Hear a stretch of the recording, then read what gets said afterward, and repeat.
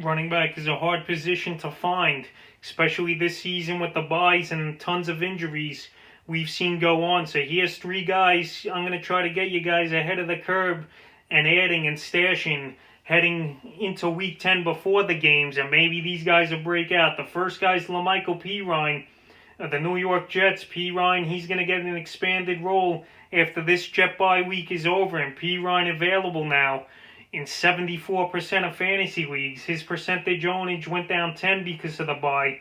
But now there's reports the other night that came out. He'll be the featured back. He'll be the number one there. The Jets are playing for nothing, obviously. They're 0-9. I don't know if they'll win a game. But anyway, Pirine, he should get all the work. Frank Gore, he's a Hall of Famer, no doubt about it. He's done it all. But now it's time for the kids to play in New York and see what they got for the future. So Pirine, like I said, he's going to be a bell cow over there now in New York. He's a decent receiver back. We saw him 2 weeks ago have a good game versus Buffalo. And now after the bye in Week 10, he's got the Chargers and Miami. Two decent matchups. So Pirine, he's a guy I would go out there and get because he's a starter and he's looked decent in limited carries and role. So he's the first guy. The second guy is Tony Pollard of the Dallas Cowboys.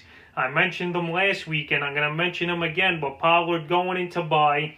He's looked good the last few weeks. The Cowboys are giving him anywhere from 8 to 10 touches, it looks like, the last few weeks, and he looks like the better back than Ezekiel Elliott is, Pollard. And last week he had more explosive. He was jumping off and finding the holes quicker, and his percentage went down 13%.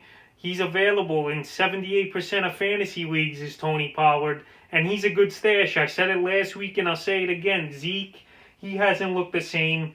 Cowboys got major injuries on the offensive line with Tyron Smith and Lyle Collins out for the season. And if Zeke goes down, which is possible, with his hamstring and plus Pollard getting some work already, and he's a pretty decent receiver out of the backfield, he's a guy to go get. He's got 2 good games coming up after the bye versus Minnesota and Washington, and he's a guy I like to speculate on and have him sit on the bench. So he's the second back I'm going to stash. The third and final running back I'm going to stash, Salvon Ahmed of the Miami Dolphins. You might be saying who, but this guy last week, he led the backfield in snaps and yards, and the rookie looked decent. He's available in 99% of fantasy leagues.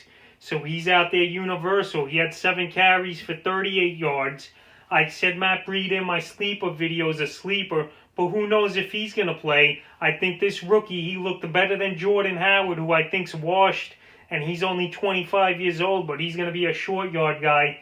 Patrick Laird, he's still young also. He's more of a receiving back. So these carries, they could go to Ahmed again or Breida if he plays. But Ahmed, he's a guy to take a flyer on, and we'll see what happens, because that Miami backfield, a lot of question marks now with Myles Gaskin's out.